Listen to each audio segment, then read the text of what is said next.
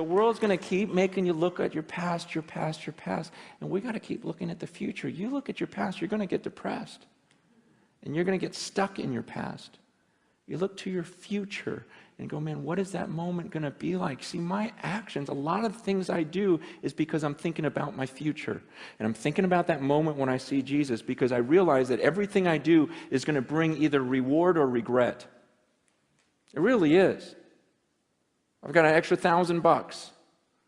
Okay, on that day, that future, when I see Jesus, what is going to bring reward and what's going to bring regret? I could buy a lot of fun things for myself with that $1,000, but on that day, Paul's saying, I'm just looking at that day, going on that day, maybe I just give it to the poor, because on that day, I'll be rewarded for it, versus, yeah, I mean, we've all bought things we regret, right? You go, oh, that was a waste of money, that's a waste of money, that's a waste of money. Think about what we're going to say at the end when we stand before God. Are you going to regret the car you drove, regret the house you lived in, regret the clothes you wore, regret, just everything? What are you going to regret? How about your time and how you spent it? Are you going to go, oh, I'm so glad I watched 7,000 movies? Or are you going to regret, wow, I wasted all of that time down? It's about the future. Paul's going, man, what am I going to look forward to at the end? I'm going to bring an illustration that, this is like the first illustration I did. It was 20 years ago, but I can't think of a better way to explain it. I actually didn't use a rope back then. I used remember computer paper when it was all stuck together and it had the holes on the side that you had to peel off? Remember that? I remember getting a roll, and some of you guys have no idea what I'm talking about, which is crazy to me. But because that was the best, and it never worked right because of the rolling things. But I remember being a youth pastor, and I put that computer paper all the way around the room, and but I'm going to use a rope now because I can't find that computer paper. Imagine this rope, okay? Pretend this rope just goes on forever, okay? Just imagination. Pretend it goes around the world a few times. It doesn't. It ends at the rock. But let's just imagine this thing goes on forever.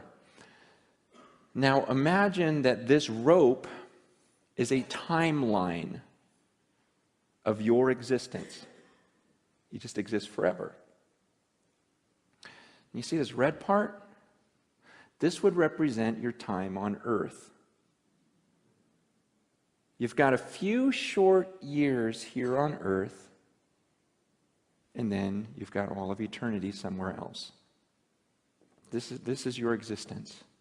And what blows me away is some of you, all you think about is this red part. It's all you think about. You're consumed with this. You go, oh man, I can't wait till here. I'm going to work hard. I'm going to save so I can really enjoy this part right here. And you're consumed with that. And you're thinking, oh man, am I going to get to travel? Am I going to eat well? Am I going to do this during this part? And I'm like, are you kidding me? What about this?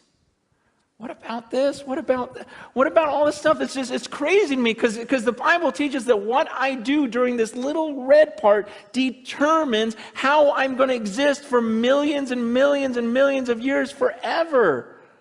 And so why would I spend this little red part trying to make myself as comfortable as possible, enjoying myself as much as I can? Paul says, look, I'm going to live my life for this mission. I'm going to spend my life, invest my life for this moment when I cross that finish line. See, I'm going to forget about all this stuff I could enjoy, and I'm not going to look around. I'm going to be like a runner, just looking at that moment when I face God, because when I face Him, then I don't get this chance over again. We get one chance at this life on earth, and it can end at any second for any of us. We've got one chance at this, and then comes eternity. And I'm not going to be fooled. I'm not going to spend my life down here. See, people look at some of my decisions and go, oh, you're so stupid because that's going to really affect this. I go, no, you're stupid because it's going to affect all of this. Man, I'm serious. I look at the way people live and I go, wow, that is so crazy. You are so crazy. You're going to do that right now, just to enjoy right now, not even knowing if you have tomorrow, and you think that's smart and that I'm dumb? It doesn't make any sense. Paul goes, I'm not going to look around at all this stuff. And it's tempting. It's tempting to all of us. That's what I'm saying. Down here, it's crazy because everyone lives that way. Everyone lives for the red part. No one's thinking about the millions of years afterwards. It's just this crazy deception that we can't get out of our minds. And Paul goes, I'm not doing that.